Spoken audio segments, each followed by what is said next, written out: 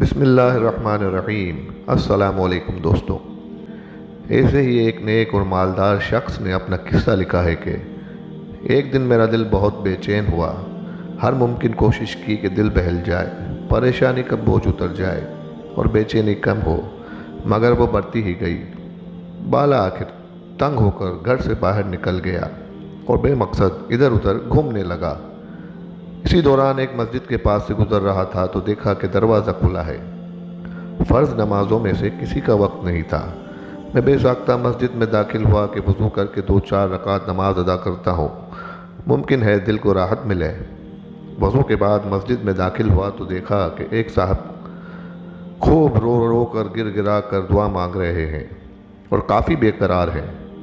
غور سے ان کی دعا سنی تو قرضہ اتارنے کی فریاد میں تھے۔ ان کو سلام کیا، مصافحہ کیا اور قرضے کا پوچھا۔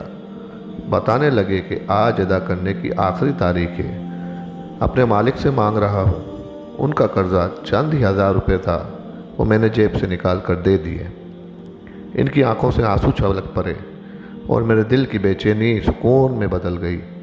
میں نے اپنا وزٹنگ کارڈ نکال کر انہیں پیش کیا کہ آئندہ جب بھی ضرورت ہو مجھے فون کر لیں، یہ میرا پتہ ہے اور یہ میرا فون نمبر۔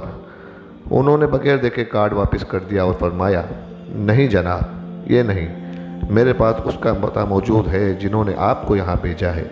اگر میں کسی اور کا پتہ جیب میں رکھوں گا تو اپنے رب کو ناراض کروں گا۔ سبحان اللہ و بحمدہ، سبحان اللہ العظیم۔ دیکھا دوستوں، دوسروں کی مدد کرنے سے دل کو کتنا سکون ملتا ہے۔ ہمیں بھی اپنے آس پاس نظر رکھنی چاہیے کہ ہمارے آس پڑوس میں اگر کوئی مستحق ہے یا کسی کا قرضہ ہے تو اسے ادا کر دیں یا اس کی مدد کر دیں۔ بے شک رب اپنے بندوں پر رحم کرنے والا ہے۔ تو دوستوں، یہ کہانی پسند آئی ہو تو ویڈیو کو لائک کیجیے گا اور چینل کو سبسکرائب کیجیے گا۔ ملتے ہیں کسی اگلی ویڈیو میں، تب تک کے لیے اللہ حافظ۔